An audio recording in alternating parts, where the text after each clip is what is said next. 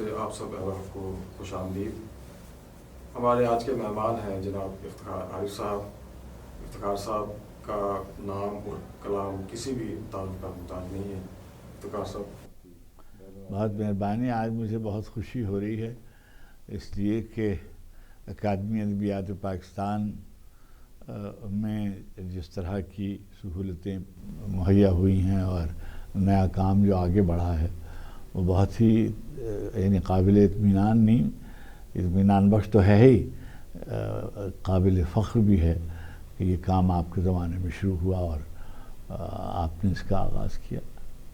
آپ کو اور رفقائے کار کے علاوہ آپ کے صدر نشین جناب ڈاکٹر یوسف خشک کو بھی مبارکباد کہ انہوں نے اسٹوڈیو کا اجرا کیا اور اس میں جو ہمارے لکھنے پڑھنے والوں میں بعض شخصیتوں کے حوالے سے ضروری معلومات کے تحفظ کے لیے اور اس کی ترویج و فروغ کے لیے یہ ایک بہت ہی اچھی ڈاکیومنٹیشن کی صورت ہوگی اور آنے والے لوگ بھی اس سے استفادہ کر سکیں گے۔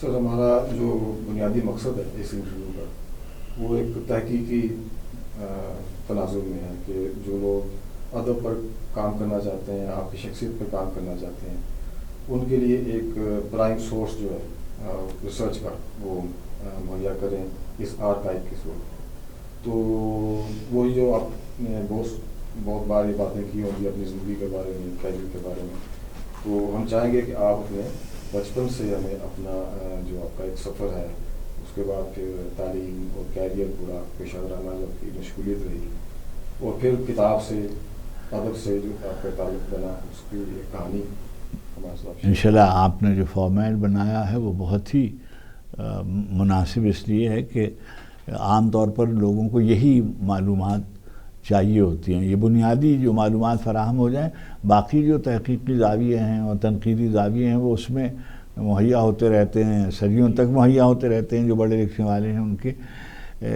تو میں جو میری تاریخ ولادت 21 مارچ 1943 ہے جو دستاویزات میں درج ہے، لیکن جو یعنی یہ اسناد میں جو ہائی اسکول کی سند ہے یا جو بعد کی اسناد ہیں، مگر میں 21 مارچ 1944 کو پیدا ہوا۔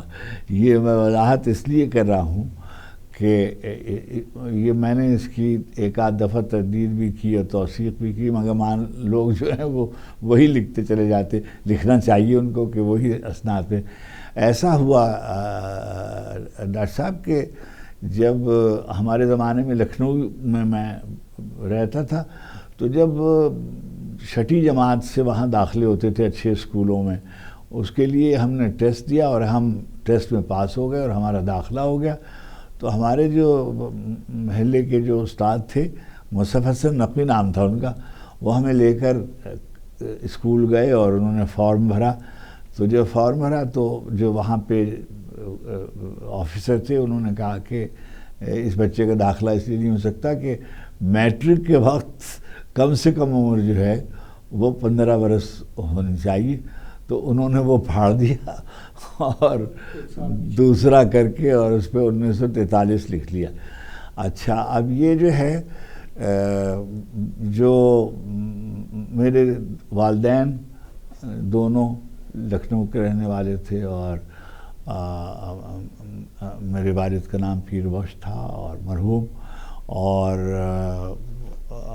ہماری والدہ کا نام آمنہ خاتون تھا، اور میری اپنی والدہ سے ایک بہن تھی جن کا انتقال ہو گیا، ان کا نام تھا انور فاطمہ، جن کے شوہر کا نام جمیل احمد تھا، جو مشہور براڈ کاسٹر تھے، شکیل احمد صاحب جو خبریں پڑھتے تھے پاکستان، ان کی بیٹے تھے۔ اچھا، تو یہ اور مگر میرے والد نے کئی شادیاں کی، تو ان سے میرے بہت سے بھائی بہن ہیں، اور یعنی بہت سے بھائی بہن کا مطلب یہ ہے کہ جو میرے علم میں ہے تو وہ تو میری 2 بھائی 2 بہنیں لکھنؤ میں رہتی ہیں، اور ایک بہن جو ہے وہ غالباً بنارس میں رہتی ہے۔ تو یہ وہ میرے بھائی بہن ہیں جو ہندوستان میں رہتے ہیں۔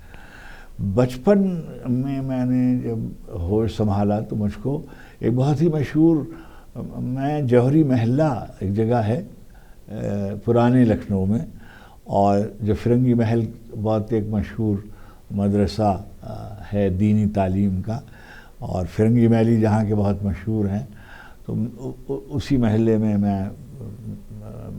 ہمارا گھر، میرا آبائی گھر ہے.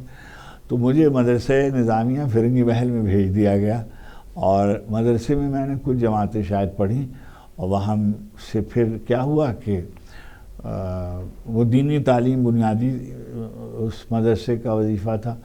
وہاں سے جب میں اپنے نانا کے یہاں منتقل ہوا تو انہوں نے مجھے پہلے سلطان المدارس ایک مدرسہ ہے، میرے ننیہال کا جو پس منظر تھا وہ شیعہ تھا، اور جو میرے ددیال کا پس منظر تھا وہ سب حنفی تھے، اور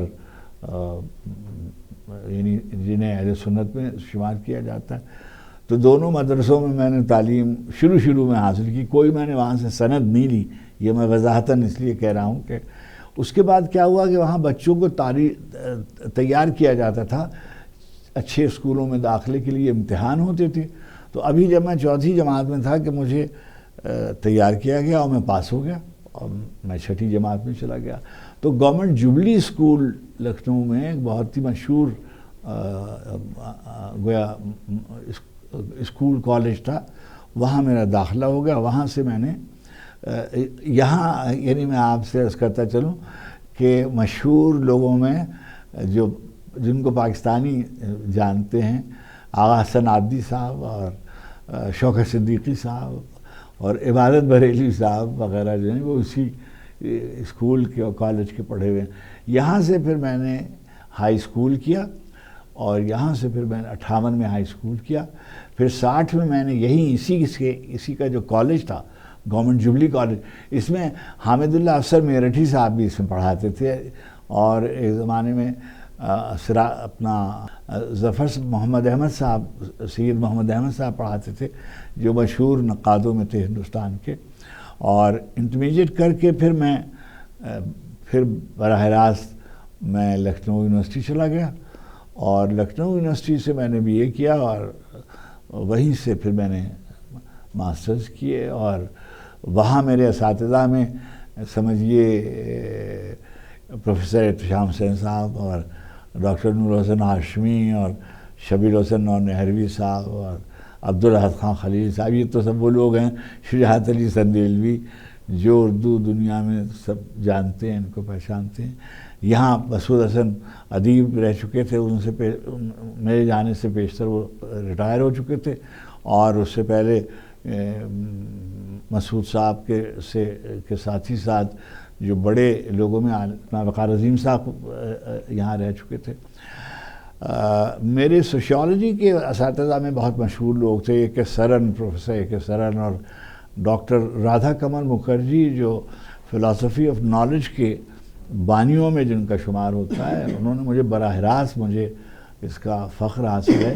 اور ڈاکٹر عاصم مجومدار ایک کلچرل انتھروپولوجسٹ تھے جو گویا بانیین ہیں کلچرل انتھروپولوجی کے. تو مجھے یہ شرف، کس سال کی بات ہے یہ؟ جی ہاں، میں 1960 سے 65 تک لکھنؤ یونیورسٹی میں رہا، اور یہ اسی زمانے میں نے ان لوگوں سے استفادہ کیا. میں کچھ کھیلتا ویلتا بھی تھا، اور کوئی لکھنؤ یونیورسٹی کی ٹیم میں بھی تھا، اور میں جو ان کی ڈیلیگیسی تھی اس کا میں جنرل سیکرٹری بھی تھا. اور اسی زمانے میں نے ٹوٹے پھوٹے شعر بھی لکھنے شروع کیے تھے. اور جو کالج میں لکھنؤ یونیورسٹی جو کالج کی میگزین تھی اس میں میری ایک غزل چھپی ہوئی ہے، اس کا عنوان ہے افتخار حسین عارف طالب علم درجہ ہفتم. اچھا، اب یہ دیکھیے کہ اس کا مطلب یہ ہے کہ میں نے تخلص اس وقت اختیار کر لیا تھا، یعنی افتخار حسین کے آگے عارف لکھنا میں نے شروع کر دیا تھا. اچھا، آپ کا خاندانی نام افتخار حسین؟ جی، خاندان سند پر، یعنی کالج کی یونیورسٹی کی سند پر بھی، اور ہائی اسکول کی سند پر بھی، اور انٹرمیڈیٹ کی سند پر بھی افتخار حسین لکھا ہوا ہے. اچھا اب اس میں بہت ایک واقعہ ہے, میں بعد میں مجھے انہوں نے بتلایا, میرے جو استاد تھے انہوں نے مجھے وہ میگزین دکھائی اور مجھ سے کہا کہ جب تمہاری غزلیں آتی تھی, جیسے میگزین چھپتا تھا کالج کا سال بہ سال, تو اور جو تمہارے ساتھ کے طالب علم تھے ان کی غزلیں تم سے بہت اچھی تھیں, مگر میں نے تمہاری غزل پہ اصرار کیا. تو وقار احمد ظفر صاحب نے جیسے پوچھا کہ یہ تو کمزور غزل ہے, تو میں نے ان سے عرض کی کہ کمزور تو ہے مگر یہ اسی بچے کی غزل ہے, یعنی یہ جو غزلیں اور ہیں یہ کسی کے ماموں نے کہہ کے دی ہیں, کسی کے چچا نے کہہ کے. اچھا اسی زمانے میں رضا بھائی نے شعر لکھنے شروع کیے, اور جیسے سامنے کوئی کسی کی غزل آئی اور اسی پر کوئی یعنی کچھ. اچھا میں نے اپنے زمانے میں جب یونیورسٹی میں تھا تو بہت سی, اب میں نام نہیں لے سکتا ہوں, کہ جو ہمارے ساتھ کی لڑکیاں تھیں ان کے بارے میں 2-4 شعر تو ہر نوجوان لکھتے ہی تھا, تو ہم نے بھی لکھے. اور اچھا مجھے تو یاد بھی نہیں تھے, بعض نے تو مجھے بعد میں سنایا کہ یہ آپ نے شعر بلیک بورڈ پہ لکھ دیا تھا اور وغیرہ. تو کوئی جیسے طالب علم کرتے ہیں وہ سب.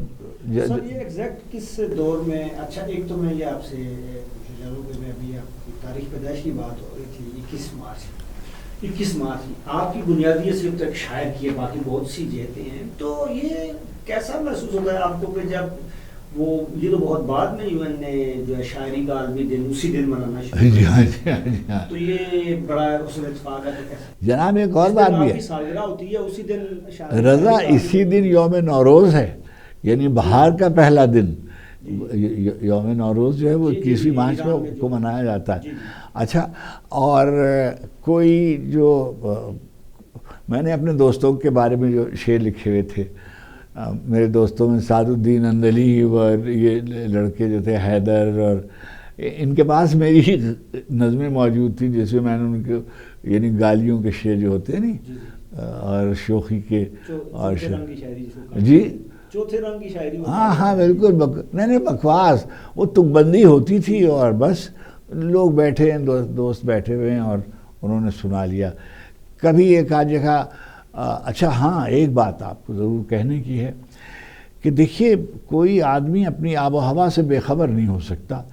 لکھنؤ کی آب و ہوا میں شاعری تھی, اور لکھنؤ کی آب و ہوا میں شاعری تھی تو اس کا مطلب یہ ہے کہ وہاں مجلسیں ہوتی تھیں, سوزخانی ہوتی تھی, مرثیے پڑھے جاتے تھے.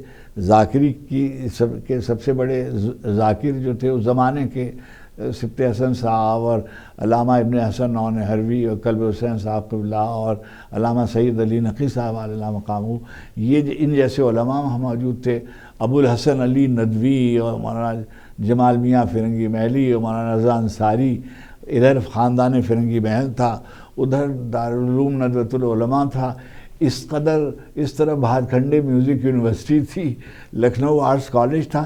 تو جو لکھنؤ تھا وہ, اور دیکھیے اس زمانے کے لکھنؤ میں جوش صاحب اور مجاز اور جعفر علی خان اثر اور شہید لکھنوی اور آنند نارائن ملا اور کون اور ہندی کے بڑے لکھنے والے امرت لال ناگر اور یشپال, کیسے بڑے لوگ. اچھا پھر اسی شہر میں جو پڑھنے والے تھے سردار جعفری اور کیفی اعظمی وغیرہ, یہ سب سلطان المدارس سے کیفی بھائی کا تعلق رہا تھا. دوسری بڑی بات, عاصم کے جو ترقی پسند مصنفین کا بہت ذکر آتا ہے ہماری تاریخ میں, تو ہم جہاں جس اسکول میں پڑھتے تھے اور کالج میں پڑھتے تھے اس سے کوئی 200 قدم کے فاصلے پر ایک کلب تھا جس کا نام تھا رفاہ عام کلب. رائے صاحب محمود آباد نے وہ کلب گویا لکھنؤ کے کو نظر کر دیا تھا کہ آپ اس میں تقریبات اپنی کیا کریں. تو سجاد ظہیر صاحب کے زیر انتظام پروگریسو رائٹرز ایسوسی ایشن کا پہلا اجلاس رفاہ عام کلب میں ہوا, جس کی صدارت پریم چند نے کی تھی, جہاں پر بنیاد پڑی ترقی پسند مصنفین کی. بہت کم لوگ یہ جانتے. سجاد ظہیر صاحب نے وہاں سے پہلے, یعنی ترقی پسند مصنفین سے پہلے 1936 میں یہ ہوا, 1931 میں آپ دونوں آدمی فکشن کے ہیں. آپ جانتے ہیں کہ جو انگارے ہے وہ اس میں احمد علی صاحب اور سجاد ظہیر صاحب اور رشید جہاں، یعنی انہوں نے وہ 10 چیزیں چھاپی تھی انگارے میں، اور جس پر بڑا ہنگامہ ہوا. یہیں سے وہ گویا یہاں کے بعد سجاد ظہیر صاحب لندن چلے گئے، اور وہاں 5 آدمیوں نے مل کر، جب یہ سب طالب علم تھے ابھی، ایک شفیع ہوٹل ہے جیرارڈ اسٹریٹ پر سوہو کے علاقے میں لندن میں، بہت کم لوگ اس بات کو جانتے ہیں کہ پہلے اس ہوٹل کا نام تھا شفیع ہوٹل، بعد میں اس کا نام پڑا نانکنگ، اس کے بعد آج کل اس کا نام ہے روئی.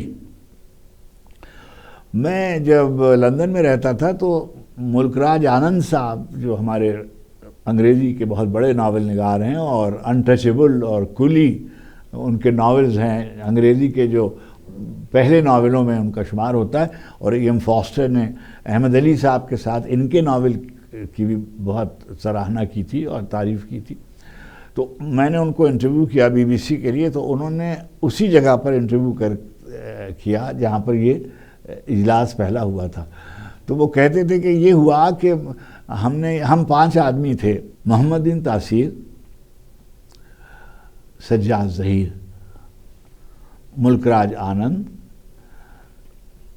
جیوترمئے گھوش اور ایک اور، 5 آدمی جو ہیں انہوں نے، مجھے نام یاد آ جائے گا، اپنے اپنے ڈرافٹ لکھے، اور ہم نے سب نے ڈرافٹ، یعنی آنند صاحب نے کہا کہ ہم نے سب نے ڈرافٹ لکھے اور لکھ کے بننے، سجاد ظہیر صاحب کو دوست جو تھے وہ بننے کہتے تھے کہ بننے بھائی کو دے دیے، اور پھر بننے بھائی نے پھر اس کو جیسے اس کی ڈرافٹنگ کی اور اس کو فائنل کیا. جو 1936 کا اجلاس ہے، عاصم، بہت کم لوگ پاکستان میں جانتے ہیں کہ ترقی پسند تحریک کے اجلاس میں جو پہلا وفد پنجاب سے گیا تھا، اس میں محمود الظفر صاحب کے ساتھ فیض صاحب بھی تشریف لے گئے تھے. اب فیض صاحب کی کیا عمر ہوگی اس وقت؟ دیکھیے آپ حساب لگائیے تو ہیں 1936 ہیں 24 سال. اور رضا وہ پہلی ڈرافٹنگ کمیٹی کے ممبر تھے، فیض صاحب، یعنی محمود الظفر صاحب کے ساتھ اور سجاد ظہیر صاحب کے ساتھ جو پہلی ڈرافٹنگ کمیٹی تھی وہاں والی، یعنی ترقی پسند مصنفین کی بنیاد گزاری کے وقت، تو فیض صاحب اس کی ڈرافٹنگ کمیٹی میں شامل تھے، یعنی اس وقت سے ان کا تعلق تھا. اچھا، اب یہ سب میں نے آپ کو اس لیے بتلایا کہ کوئی آدمی اس میں رہے تو یہ ممکن نہیں ہے کہ بھئی آذو صاحب محلے وہ جا رہے ہیں، جعفر علی خان اثر صاحب، یہ مجاز ہیں، یہاں جورج صاحب رہتے تھے، یہ رفاہ عام کلب ہے، یہاں سجاد، احتشام حسین صاحب کا گھر یہ میرے استاد ہیں، یہ ابن حسن نانوی صاحب کا گھر، یہ میرا محلہ ہے، اور یہ پورا فرنگی محل کا خاندان رہتا ہے، اور یہ خاندان اجتہاد رہتا ہے. کیسے ممکن تھا کہ آدمی شعر کی طرف اور شاعری کی طرف اور ادب کی طرف مائل ہو؟ اچھا، مرثیہ آپ کے علم میں ہے کہ جو لکھنؤ کی ریاست تھی اودھ کی، وہ اہل تشیع ایرانی عمرا نے قائم کی تھی، تو وہ ایران کا بہت اثر تھا. چنانچہ چھوٹے چھوٹے مکان، چھوٹے چھوٹے مکانوں میں حوض اور مکانوں میں پودے، اور کہیں پھول گلاب کے، چمیلی کے، بیلے کے. شام کو ارباب نشاط کا ایک قصہ آپ کے علم میں ہے کہ کتھک ڈانس جو ہے وہ ماجد علی شاہ کے دربار سے اس کی پروموشن ہوئی، اور اندر سبھا وغیرہ وہیں کھیلا جاتا تھا. اور جو داستانیں ہیں، یہ جو طلسم و شبہ اور دوسری داستانیں، یہ سب وہاں لکھی گئی.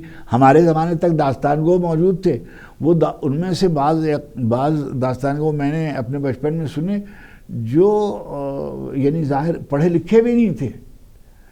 یعنی میں نے جو سنے، میں ان کو کہہ رہا ہوں، ممکن ہے بڑے بھی ہوں لیکن جو پڑھے لکھے بھی نہیں تھے، وہ بھی یعنی چوکی بچھا دی جاتی تھی، اور وہ چوکی پہ آ کر اور جیسے شال وغیرہ لے کر اور رواں ہو جاتے تھے. یہ ضرور سنتے تھے کہ وہ افیون کھاتے تھے، ان میں سے جو ہمارے محلے میں جو صاحب پڑھتے تھے ان کا.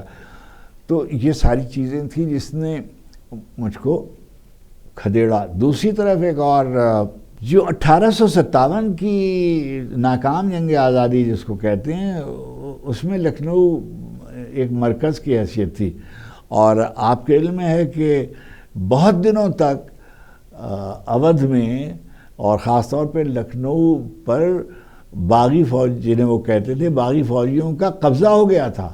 لیکن بعد میں کومک آئی اور وہ بغاوت یہ جنگ آزادی کو فروغ کر دیا گیا.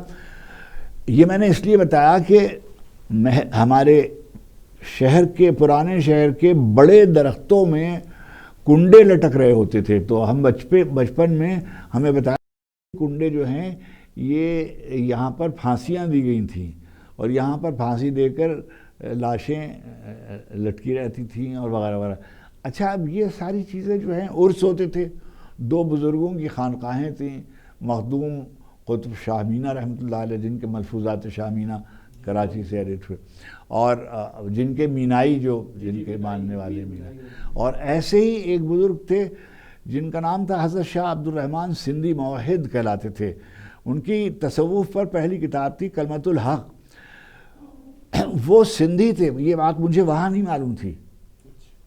یہ بات جب میں پاکستان آیا تو غلام مصطفیٰ قاسمی رحمۃ اللہ علیہ نے مجھے بتایا کہ افتخار علی وہ یہاں سے گئے تھے، سندھ سے گئے تھے، اور ان کے مخطوطات پہ لکھا ہوا تھا شاہ عبد الرحمن سندھی موحد.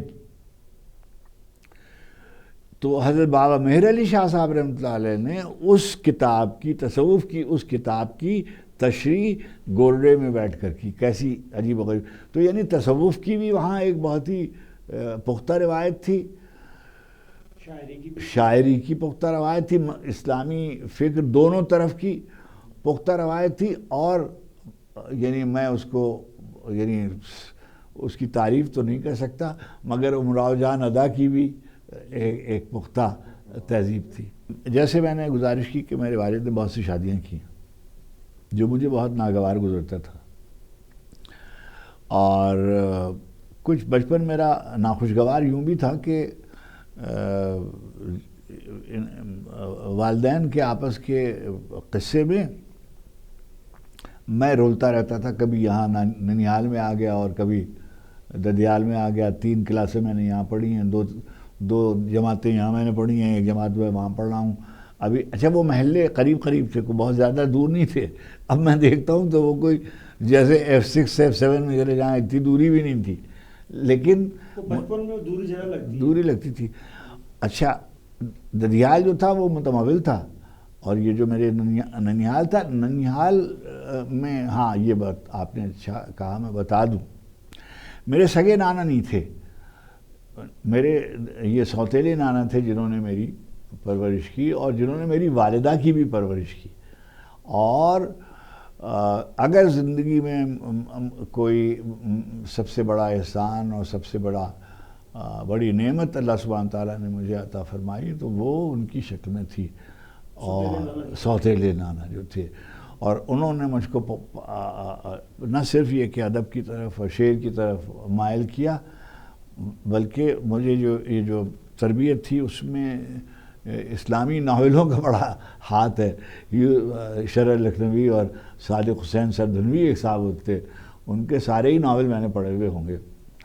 خیر، اب میں نے یہ دیکھا کہ دن بدن ہندی کا تسلط جو تھا وہ بڑھتا جاتا ہے. اب یہ دیکھیے، ممکن ہے میرا تعصب ہو، یعنی انسانوں کا اپنا ذاتی تعصب بھی تو ہوتے ہیں، تو میرا تعصب یہ تھا کہ میں نے یہ دیکھا کہ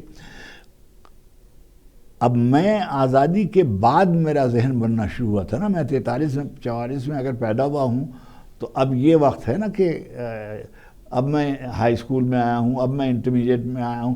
اب میں دیکھ رہا ہوں کہ جو لکھنؤ کا مسلم تشخص تھا وہ ختم ہوتا جا رہا تھا، اور وہاں پر جو اکثریت کی تہذیب تھی وہ غالب آتی جا رہی تھی، مسلط ہوتی جا رہی تھی، جبراً اس کو نافذ کیا جا رہا تھا. چنانچہ اسکولوں سے قیام پاکستان کی یہ میں پاکستان آنے کے بعد آپ سے کہہ رہا ہوں کہ قیام پاکستان کی سزا ایک شہر کو اور ایک ادارے کو آج تک ملتی ہے. ادارہ ہے علی گڑھ مسلم یونیورسٹی، جس پر الزام یہ ہے کہ اس نے قیام پاکستان کی تحریک میں بنیادی کردار ادا کیا، اور اودھ کے مسلمان جنہوں نے قیام پاکستان میں ایک بنیادی کردار ادا کرنے والوں میں ایک یو پی کے مسلمان بھی تھے. اچھا، اب یہ پرسیپشن صحیح ہو غلط ہو، مگر آج بھی ہندوستان کے اخبارات اور رسالے یا ان کے لوگوں سے بات کیجئے تو وہ اس کو برملا کہتے ہیں. تو میرے زمانے میں تو اور بھی زیادہ تھا. اچھا، اب میں نے یہ جب میں بڑھتا گیا تو میں یہ سوچتا گیا. پہلے تو میں نے یہ سمجھا کہ مثلا میں نے ہندو فلاسفی ایز اے پیپر پڑھا ایم اے میں، ہے نہیں. اچھا، اس کے پیچھے کیا تھا؟ اس کے پیچھے یہ تھا کہ مجھے معلوم ہونا چاہیے کہ میں جہاں رہ رہا ہوں ان کی تہذیب. مثلا میں نے ایڈوانس ہندی پڑھی، میں نے سنسکرت پڑھی اس لیے کہ میں ان کے بارے میں جان سکوں جہاں میں رہ رہا ہوں وغیرہ. اسلامی تہذیب کے ساتھ ساتھ میں ہندو تہذیب کے بارے میں جان سکوں. چنانچہ میں نے، ظاہر ہے کہ میں کوئی اس کا عالم اور اس کا کوئی اسکالر نہیں ہوں، لیکن مجھے کچھ باتیں تھوڑی بہت معلومات ان کے بارے میں تھیں، اور میں یہ محسوس کر رہا تھا کہ نہیں، میرے لیے یہاں رہنا ممکن نہیں ہے. گریجویشن کے لیے کانوکیشن ہمارے خاندان میں کس نے پڑھا لکھا تھا؟ تو کہا گیا کہ کانوکیشن آ گیا ہے، اس میں سب سوٹ پہن کے جائیں گے. اب ہمارے پاس تو سوٹ تھا نہیں، تو ہم نے بابا سے کہا، بابا گئے اور بیچارے کہیں سے خرید کے اور لے آئے. اچھا، وہ گرمی کا زمانہ، میرے پسینے بہ رہے اور مجھ کو ٹائی باندھنا نہیں آتی. میرے محلے میں آس پاس کوئی نہیں جس کو ٹائی باندھنا آتی ہو. تو نہیں معلوم کہاں سے وہ ٹائی بندھ کے آئی، اور وہ میں نے وہی بیٹے سوٹ لے کر میں کراچی آ گیا. اب میں آپ سے ایک اور بات ریکارڈ کے لیے کہہ رہا ہوں، اس لیے کہ آپ کے جو جی ہمارے کچھ دوست جو ہیں وہ اس کو ایشو بنانا چاہتے ہیں، تو میں اس کا ذکر آپ سے کرتے چلوں. ایک دفعہ مجھ سے نعیم بخاری ہمارے بہت دوست ہیں، اور وہ ایک پروگرام کرتے تھے بلا تکلف. اس میں انہوں نے مجھ سے ایک سوال کیا کہ افتخار عارف صاحب، اچھا انہوں نے مجھ سے کہا کہ انہوں نے ایک دوست کے ایما پر یہ سوال کیا جو ہمارے مشترک دوست تھے، شاعر بھی تھے، کہ آپ 1965 میں اتنی دیر سے کیوں پاکستان آئے؟ تو میں نے ان سے گزارش کی کہ 1944 میں پیدا ہونے والا بچہ 1947 میں تو پاکستان نہیں آ سکتا تھا. یعنی اگر 44 میں پیدا ہوا ہوں تو میں 47 میں کیسے پاکستان آ رہا تھا اکیلے؟ 4 برس کا بچہ، 5 برس کا بچہ، 6 برس کا بچہ، 8 برس کا بچہ. تو جب میرے والدین نہیں آئے اور ابھی تک نہیں آئے، اس وقت میں نے ان سے کہا تھا کہ میرے والد تو آئے ہی نہیں. یعنی آتے جاتے رہتے تھے ہاں، مگر وہ تو یہاں کے شہری نہیں تھے، میرے والدین تو یہاں کے شہری نہیں تھے، تو میں کیسے آ جاتا؟ اچھا، اس زمانے میں یہ ہوا کہ لوگ پاکستان سے جو سرکاری ملازم رہ چکے تھے برٹش انڈیا کے اور سول سروس کے، اور وہ سب لوگ جو پڑھے لکھے لوگ تھے وہ پاکستان ہجرت کرنا شروع کر دیا انہوں نے. اور بڑے لوگ وہاں کے یعنی کراچی آ گئے. تو کراچی کے بارے میں روزانہ ایک خبر آتی تھی کہ آج اس محلے سے فلاں صاحب جو تھے وہ پاکستان چلے گئے، اور فلاں صاحب جو تھے وہ پاکستان چلے گئے، اور فلاں صاحب. اچانک یہ خبر یہ آئی کہ اب پاکستان جانے والوں پر پابندی لگ گئی ہے، اور اب پاکستان میں اس قدر آزادانہ آپ نہیں جا سکتے. لیکن انہوں نے کہا کہ مگر جن لوگوں نے اعلیٰ تعلیم حاصل کی ہے ان کو درخواست دینی پڑے گی اور اس پر غور کیا جائے گا اور ان کو جانے کی اجازت دی جائے گی، مگر ان مضامین میں جنہوں نے ماسٹرز کیا ہوا ہوگا. اب مجھے ڈر لگا کہ بھائی کہیں ایسا نہ ہو. اب میں نے تو ماسٹر کیا ہوا تھا، میں فوراً ہی آ گیا دلی اور میں نے اپلائی کیا، اور اس کو کہتے تھے immigration certificate, emergency certificate. Emergency certificate مجھ کو مل گیا، اور میں اسی سے اگلے دن نانا میرے جو تھے انہوں نے مجھ کو کچھ پیسے دیے اور میں لاہور کے راستے آ گیا. باغا کے راستے لاہور آ گیا. لاہور آیا اور لاہور کے راستے کراچی آ گیا. ابھی آپ دیکھیے ایک عجیب و غریب بات ہے کہ ہم سنتے رہتے ہیں دوستوں میں بھی اور ادیبوں میں بھی بعض دفعہ یہ کہتے رہتے ہیں کہ بہت کام ہو رہا ہے، بہت کام ہو رہا ہے، بہت یقیناً ہو رہا ہوگا. لیکن میں آپ سے گزارش کروں، میں بار بار یہ کہتا ہوں کہ ہندوستان، ابھی آپ دیکھ لیجیے نا، آپ سن رہے ہیں کہ مودی صاحب کی حکومت میں کالجوں کے نام بدلے جا رہے ہیں. مثلا اداروں کا نام علی گڑھ سے مسلم یونیورسٹی کا نام ہٹایا جائے، یہ مثلا مہم آپ دیکھ رہے ہیں. علی گڑھ کا نام بدلا جائے، الہ آباد کا نام بدلا جائے، لکھنؤ کا نام، شہروں کے نام، سڑکوں کے نام دلی میں تبدیل کیے جا رہے ہیں. اچھا، نہ صرف یہ کہ یہ لوگ تو مثلا محمود غزنوی تو واپس چلے گئے، مگر بابر کے جو ورثہ تھے انہوں نے تو اسی کو اپنا وطن بنا لیا. اچھا، ہندوستان میں 1000 برس کے مسلمان یہاں رہے. اب یہ کہا جاتا ہے کہ جیسے جو دین ہے بر صغیر کو مسلمانوں کی، اس میں ایک دین ہے اردو، ایک دین ہے تاج محل، ایک دین ہے غالب. اور کیسی عجیب و غریب بات ہے کہ عاصم اس تہذیب کے آغاز میں تھے امیر خسرو، اور اس کے اختتام پر غالب جیسا نابغیر روزگار آدمی پیدا ہوا. اچھا، یہ سب نظر انداز ہو رہے تھے. اچھا، جب آپ اس کے رسم الخط کے ہی دشمن ہو رہے ہیں، اب ہو رہے ہیں، اس زمانے میں بھی گفتگو ہوتی تھی. جب آپ پرائمری اسکول میں، بیسک اسکول میں، ہائی اسکول میں آپ اردو نہیں پڑھائیں گے تو ایم اے میں کون اردو پڑھے گا؟ یعنی آپ یہ بتائیے کہ اب جیسے خود ہمارے ہاں ہو رہا ہے کہ فارسی جو ہے وہ اسکولوں کالجوں میں سے غائب ہو گئی. آپ کو یاد ہے ہمارے زمانے میں، یعنی آپ کے نہیں، میرے بچپن میں ایک چیز پڑھائی جاتی تھی، لاجک یا سیوکس پڑھائی جاتی تھی. اچھا، اب وہ غائب ہے. فلسفی کے شعبے جو ہیں وہ ختم ہوتے جا رہے ہیں، تھن ہوتے جا رہے تھے. سب رو رہے تھے. ہیومینٹیز کے جو بڑے ڈسپلنس تھے، جس کا میجر ڈسپلن فلسفی تھا، وہ یونیورسٹیوں سے ختم ہوتے جا رہا ہے. تو یہ اچھا، وہاں اس پہ زیادہ زور تھا. تو جو مسلم شناخت تھی اس کو کسی نہ کسی طریقے سے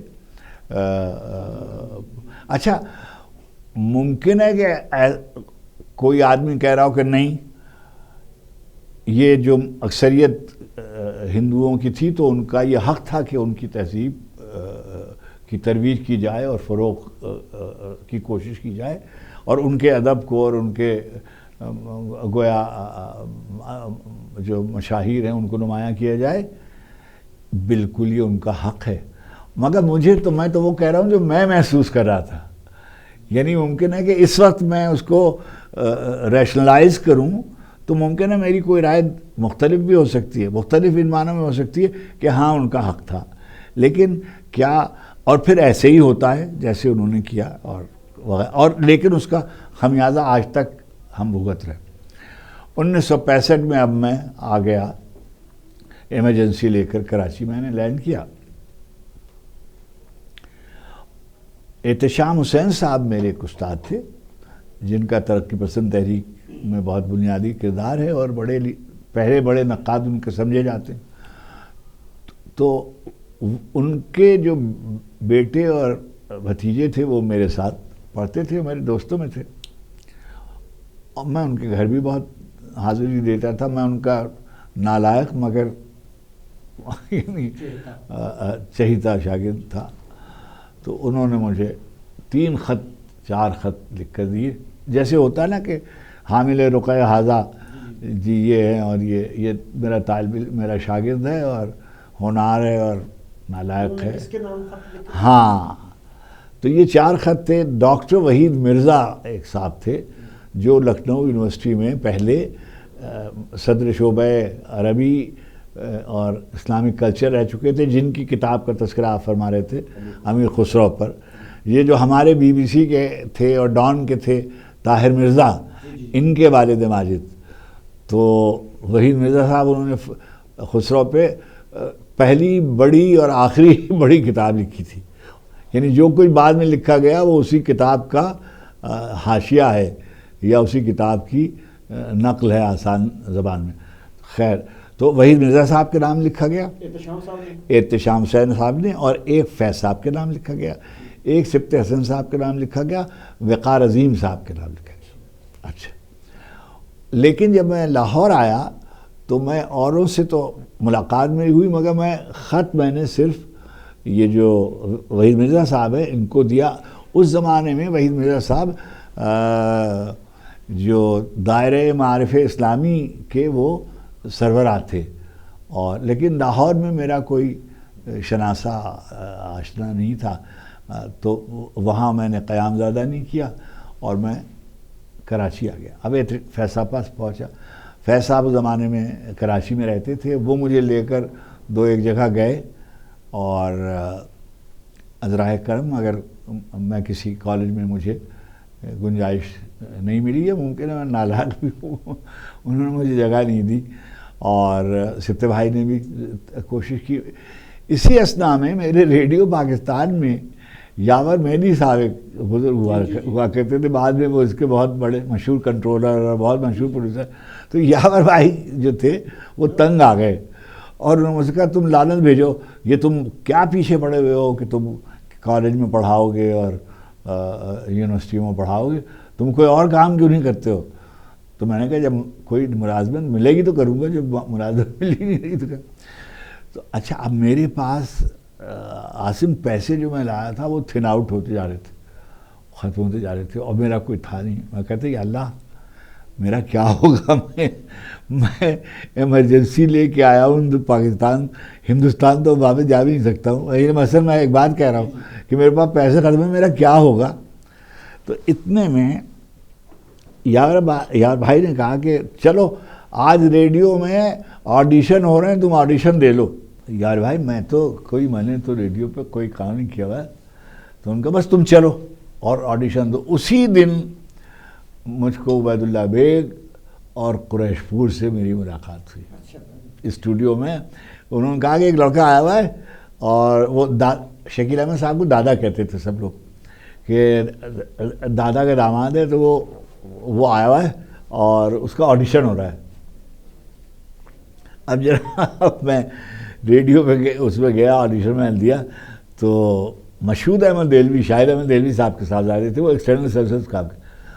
انہوں نے کہا کٹ، روک دیا. ان کا یہ جو آواز آپ نکال رہے ہیں یہ آپ کی آواز نہیں ہے، آپ قیامت تک دادا کے انداز میں نہیں پڑھ سکتے، آپ اپنے انداز میں کیوں نہیں پڑھتے؟ ارے بھائی ہمارا کوئی انداز ہوتا تو ہم اس میں پڑھتے، ہمیں کیا معلوم. اب ہم نے 1 منٹ توقف کیا اور ہم نے سوچا کہ چلو ہم کچھ کرتے ہیں. تو ہندوستان میں ایک صاحب پڑھتے تھے بچپن میں میرے ہندی کی خبریں، ان کا نام تھا دیوکی نندن پانڈے. تو وہ ہمارے یہاں ریڈیو تھا والد کے یہاں بڑا تھا، وہ ہم سنتے تھے، خبریں سنتے تھے. اچھا وہ بھی اس لیے کہ ہم کو خالو کی آواز آئے گی اور پاپا کی آواز آئے گی، وہ انہیں سنیں گے. آل انڈیا ریڈیو پاکستان سے وہ یہاں کراچی سے خبریں پڑھتے تھے. اب وہاں میں نے کہا کہ وہ کہتے تھے آکاشوانی لکھنؤ الہ آباد ہے، اب آپ دیوکی نندن پانڈے سے ہندی میں سماچار سنیے. یہ ان کا ٹون تھا. اب یہ ٹون عاصم مجھے میرے کانوں میں پڑا ہوا تھا. اب میں نے وہی ٹون جو تھی، یہ ریڈیو پاکستان ہے، اب آپ افتخار عارف سے اردو ہمارے جناب پاس ہو گیا. اور اب میں نے خبریں پڑھنی شروع کر دی. اب خبریں جو پڑھنی شروع کی تو 10 روپے ملتے تھے، ایک خبر کے پڑھنے کے 10 روپے ملتے تھے. تو عبید اللہ بیگ نے کہا کہ تم ترجمہ، آپ افتخار ہے آپ ترجمہ کیوں نہیں کرتے؟ میں نے کہا بھائی میں نے تو کوئی ترجمہ کبھی کیا نہیں ہے. اچھا اب میں تھا تو ہندی میڈیم، جس کو آپ اردو میڈیم کہتے ہیں، یعنی میں کوئی انگلش میڈیم آدمی تو تھا نہیں. ایم اے میں نے انگریزی کی تھی، لیکن بیسیکلی تو میں ہندی میڈیم تھا. تو میں نے کہا جی مجھے تو ترجمہ نہیں آتا. ان کا نہیں آپ کریں پھر ہم دیکھیں گے. ایک ساتھ تھے افضل صدیقی, وہ وہاں وہ بھی کرتے تھے ترجمہ. یہ اسد محمد خان آ گیا تھا بیچ میں, یہ بھی وہاں ترجمہ کرتا تھا اور کبھی کبھی خبریں پڑھتا تھا. یہ جناب عبیداللہ بیگ نے اور قریش پور نے, مشہور بھائی نے, مبارک زمان نے آدھے ترجمے بیچاروں نے خود مجھے کر کے دیے, یا میں نے جو ترجمہ کیا اس کی صحت انہوں نے کی. مجھے تو کیا آتا تھا. آخر میں بہت تیز ترجمہ کرنے لگا, اور اللہ مجھے معاف کرے کہ میرا ذخیرہ الفاظ انگریزی کا بہت اچھا تھا, مگر وہ جو محاورہ ہوتا ہے نہیں تو بالکل ایک اور چیز ہوتی ہے. اور خبروں کا ترجمہ ایک بالکل وہ تو آپ نے ترجمہ کیے ہیں کہ متن جو ہے ہر طرح کے متن کا ہر آدمی ترجمہ نہیں کہہ سکتا. رواں متن کا ترجمہ اور ہوتا ہے, تحقیقی نثر کا ترجمہ اب ہم یہ کہہ رہے ہیں, اس وقت ہم ایک بالکل جہالت تھی, اب بھی جہالت ہے. مگر خیر اتنی دیر میں آ گئے سلیم گیلانی, ایکسٹرنل سروسز کے ریڈیو پاکستان کے ہیڈ ہو کر, معروف, جو بعد میں ڈائریکٹر جنرل ہوئے. ان کے بارے میں مشہور یہ تھا کہ بہت ہی متعصب پنجابی ہیں. یعنی پہلی دفعہ جب میں نے تعصب کا ذکر سنا وہ ان کے نام کی مناسبت سے سنا. ایک دن میں نے ایک غلطی کی اور مجھے انہوں نے طلب کر لیا. میں جب ان کے کمرے میں پہنچا تو ایک صوفے پہ بجائے اپنی کرسی کے وہ ایک صوفے پہ بیٹھے ہوئے تھے, ان کے برابر میں ایک صاحب بیٹھے ہوئے تھے. تو جو برابر میں صاحب بیٹھے ہوئے تھے ان کو میں نہیں پہچانتا تھا. لکھنؤ سے آیا تھا, مجھے تو کچھ یہاں کے وی آئی پیز کا بھی نہیں اندازہ تھا. تو کہنے لگے کہ آپ خبریں پڑھ رہے تھے. میں نے کہا جی. تو انہوں نے کہا کہ آپ نے کہا ہے کہ امید کی جاتی ہے. تو اب میں ڈرا ہوا کھڑا ہوا ہوں, مجھے بیٹھنے کو ہی نہیں کہا. گتے پہ خبریں لگی ہوتی تھی, گتہ لیے ہوئے ایسے کھڑا ہوا ہوں, چشمہ وشمہ کوئی, اور ڈرا ہوا ہوں کہ بھائی ڈی ایس نے بولا, ڈی ایس کہلاتے تھے, پہلی میری ملازمت کی صورت نکل رہی. تو کہنے لگے کہ آپ نے خبریں پڑھی. میں نے کہا تو آپ نے کہا امید کی جاتی ہے. تو میں نے کہا کہ جی ہاں. تو انہوں نے ایک لغت اٹھایا اور ایسے میں اس پہ ایسے کی, اس میں تو امید لکھا ہوا ہے. اب رضا میں نے کہا کہ اب تو میری نوکری گئی. تو میں نے کہا بدتمیزی کرو, یعنی مطلب جا ہی رہے ہو. تو میں نے کہا کہ منحصر مرنے پہ ہو جس کی امید کہیں گے تو وزن سے گر جائے گا, ہے نہیں. منحصر مرنے پہ ہو یا آپ امید کہیے یا آپ امید کہیے. ہم لکھنؤ والے امید کہتے ہیں, امید. تو انہوں نے وہ ڈکشنری پلٹ کے دی. تو میں نے کہا کہ سر لغت تو ہم اہل زبان جو بولتے ہیں اس سے مرتب ہوتا ہے. سلیم گیلانی صاحب نے کہا ذوالفقار علی بخاری. ارے باپ, میں نے فوراً جا کے ایسے بالکل جا کر ایسے ان کے قدموں کو ہاتھ لگایا اور لگا کے کھڑا ہو گیا. تو ان کا ٹھیک ہے جائیے, چلا گیا. اگلے دن سے 5 میرے بلیٹن کر دیے گئے. سلیم گیلانی صاحب نے 5 میرے بلیٹن کر دیے. ودن منتھس میرے پیسے, اب میں ذکر نہیں کر سکتا ان پیسوں کا اس لیے کہ اس میں دوسرا نام انوالو ہے. میرے اور رضوان واسطی کے پیسے اتنے ہو گئے کیجول آرٹسٹ کے طور پر جتنے ریڈیو پاکستان میں کسی کے بھی نہیں تھے. اب جناب والا, اب میں ریڈیو میں خبریں پڑھنے لگا. کوئی پروڈیوسر کبھی کوئی چیز پروڈیوس بھی کر دیتا تھا, کبھی میں کسی جگہ ڈرامے میں بول رہا ہوتا تھا, کبھی کچھ کر رہا ہوتا, کوئی فیچر پڑھ رہا ہوتا تھا. وہیں یہ کسوٹی کا آغاز ہوا. عبیداللہ بیگ اور قریش پور کر رہے ہوتے تھے, میں بھی اس میں شامل باجا کے طور پر ہو گیا. وہیں میری ملاقات جو نمبر 2 تھے سلیم گیلانی کے تھے عزیز حامد مدنی. اچھا, وہ مدنی صاحب وہاں تھے, قریش پور. یہ جو مصطفین کاظمی ہیں نا, ان کے والد حسنین کاظمی صاحب, شاہ حسن عطا صاحب عربی میں تھے, عطیہ عربی میں تھی. اب ایکسٹرنل سروسز تھی نا, تو سب بیرونی نشریات کے جو لوگ تھے وہ ایک ہی کیبن میں اس میں بیٹھتے تھے. اتنے میں ملک میں آ گئے. اسی زمانے میری شادی ہو گئی. اب جو شادی میری ہوئی تو جو میری ایک بہن تھی مرحومہ، ان کا انتقال ہو گیا، تو ان کی شادی طے ہوئی تھی شکیل احمد صاحب کے بیٹے سے، وہ ہماری خالہ کی بیٹی تھی، وہ مگر ہماری ساس نے ان کو پالا، تو ہماری گویا بیوی کے بھائی تھے وہ. تو پھر ہم دونوں کی شادی گویا ایک زمانے میں ہو گئی، اور ہماری بہن بھی جو تھی وہ لکھنؤ سے یہاں آ گئیں، اور وہیں ناظم آباد میں، یعنی میں نے تو یہ مناسب نہیں سمجھا، میں نے تو ایک 210 روپے مہینے کا ایک کمرے میں، یعنی ایک گھر کا ایک حصہ کرائے پہ دے دیا. وہیں اسی میں اتنی دیر میں ملک میں آ گیا ٹی وی، اور سلیم گیلانی صاحب ہمیں لے کر اسلم اظہر صاحب کے پاس پہنچے، اور انہوں نے کہا کہ یہ ہمارے ہاں یہ 3 آدمی ہیں جو کسوٹی وغیرہ کرتے رہتے ہیں، تو آپ ٹی وی کر رہے ہیں تو دیکھیے اس میں. انہوں نے ہمارا امتحان لیا، انہوں نے ہم سے 10 سوال پوچھے، اور ہم نے ان 10 سوالوں میں سے عاصم 7 سوالوں کے جواب درست دیے.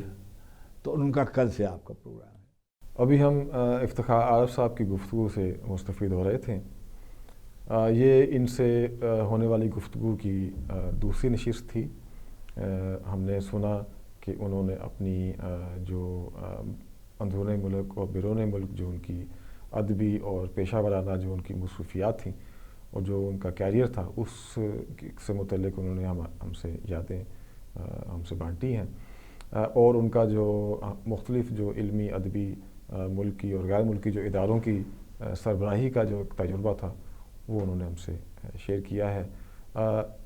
یہ نشست ابھی مکمل نہیں ہوئی، ہم ایک اور نشست بھی ان کے ساتھ کریں گے جس میں ہم ان کے فن کے حوالے سے، ان کی کتابوں، ان کی شاعری کے حوالے سے خود ان کی رائے سنیں گے، ان سے ہم ان کا منتخب کلام بھی سنیں گے. تو تب تک کے لیے اجازت دیجیے. خدا حافظ.